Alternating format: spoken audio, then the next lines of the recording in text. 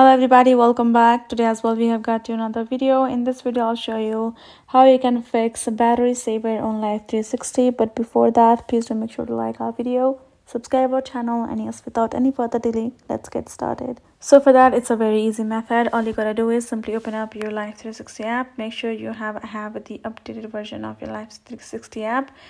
Once you have opened, if you have been seeing the battery saver issue, that means you must not have allowed the background restriction. You must not have removed that perfectly. That's why you will find the issue. For me, I have done it correctly. That's why I cannot show you the option.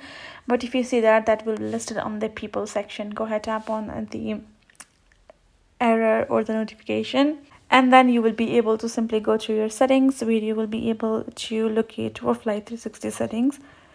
Then you have to simply tap into advanced option given at the bottom, and then you will have to go to this option of battery, where you will able to tap on the background restriction, and then simply select the remove button, remove toggle. Simply tap on it, save the changes, and come back. It will be lifted. The problem will be solved and you're good to go. So that's how easy it is for you to be doing so. Hope this video helped. Thank you so much for watching. I will see you guys in our next video.